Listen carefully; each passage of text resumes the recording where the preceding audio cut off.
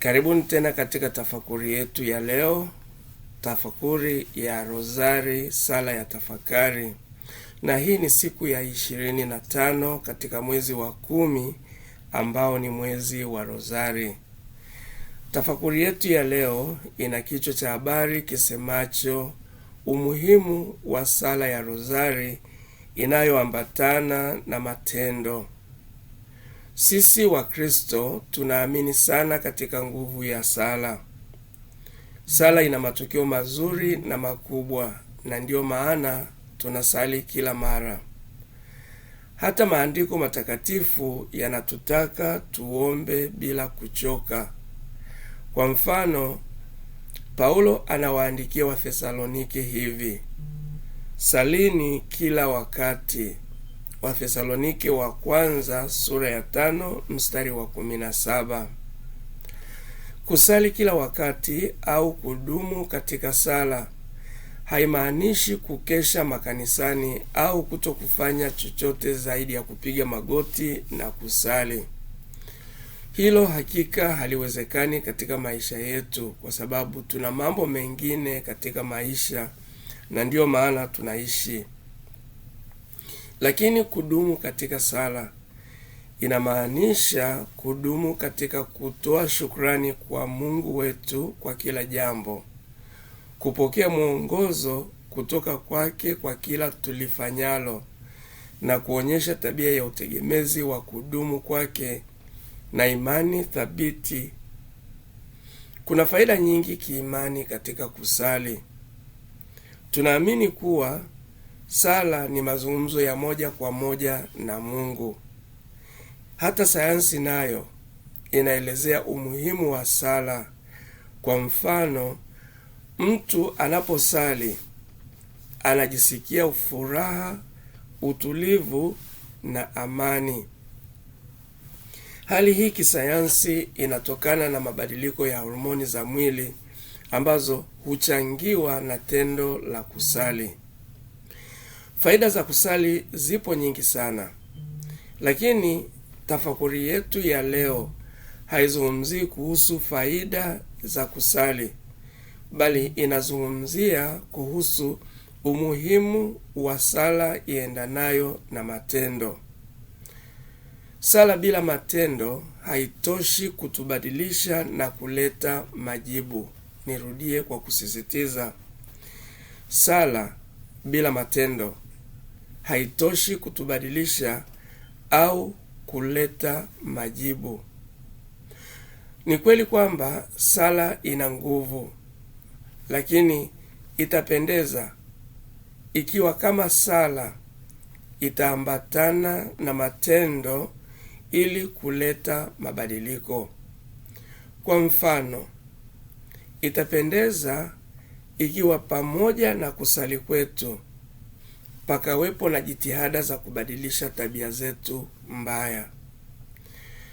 Mara nyingi unaweza kusikia kwa mfano mzazi akisema, ninawaombea watoto wangu, au nisaidie kuwaombea watoto wangu ili wabadilike, wawe na tabia njema.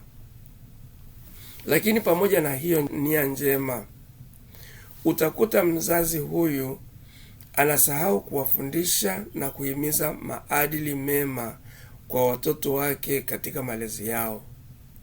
Hata methali inasema, samaki mkunje akiwa mbichi. Nafikiri ni samaki aina ya kambale. Usipomkunja akiwa mbichi, huwezi ukamkunja akiwa amekauka. Kwa mfano, badala ya kuwahimiza watoto wahudhurie ibada, utakuta mzazi anawaacha nyumbani na kwenda kuwaombea kanisani ili eti watoto wake wajisikie kuhudhuria ibada.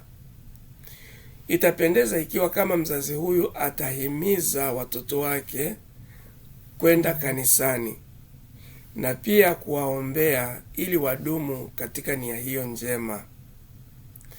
Itapendeza basi ikiwa kama tutahimiza tabia njema na kuimarisha tabia zetu kwa sala.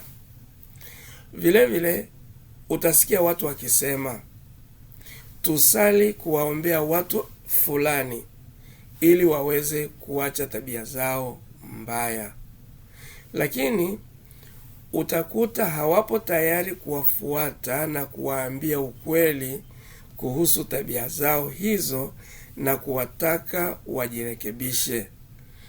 Tena unakuta wanacheza unafiki mbaya sana mbele zao bila kuwa wakweli na kudhani ni sala tu ndizo zitakazo wabadilisha.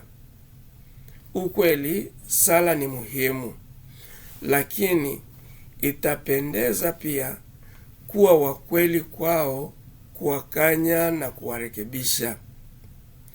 2, ni muhimu pakawepo na matendo ya huruma pamoja na sala zetu.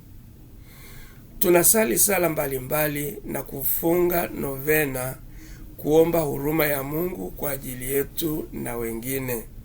Hilo ni jambo jema sana kufanya, lakini itapendeza ikiwa kama tukichukua jukumu la kuitekeleza huruma ya Mungu kwa vitendo kwetu na kwa watu wengine. Kuna yale mambo yaliyo ndani ya uwezo wetu ambayo tunaweza kuyatenda. Hivyo basi tusimkumbushe Mungu wajibu wa yeye kuyatekeleza badala ya sisi kuchukua wajibu ule na kuyatenda kwa ajili ya wengine, na hivyo kueneza huruma ya Mungu kwa matendo. Tusiwaambie wengine nitakuombea na kuacha hivyo hivyo.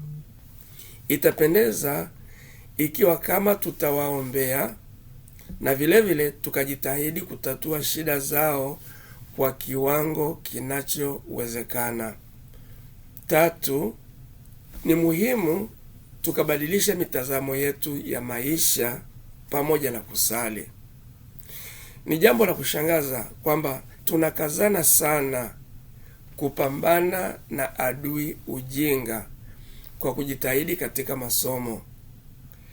Tunapambana vile vile na adui umasikini kwa kufanya kazi kwa weledi mzuri, na vile vile kujikinga na adui maradhi kwa kujitibia kwa jitihada na kula vyakula vizuri. Lakini hatufanyi jitihada hizo hizo kupambana na adui dhambi. Biblia inasema tukisema hatuna dhambi tunajidanganya wenyewe, na hii inapatikana katika Yohana wa kwanza sura ya 1 mstari wa 8 mpaka wa 19.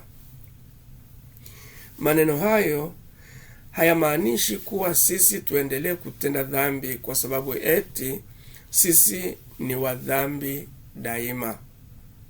Hayamaanishi hivyo. Yanamaanisha tusijivune, tusidai, tusitambe, tusitangaze kwamba hatuna dhambi. Yanatukumbusha tuwe na jitihada endelevu za kuzikwepa dhambi, tuachane na matendo ya dhambi na kujinyenyekeza mbele za Mungu kuwa hatustahili isipokuwa ni kwa huruma yake tu. Kumbe basi itapendeza ikiwa kama tutaomba msamaha kwa Mungu kwa ajili ya dhambi zetu, lakini pia tukawa na jitihada na nia ya kuacha njia zetu mbaya. Hapo sala zetu zinaambatana na matendo yaletayo matokeo mazuri. Asanteni.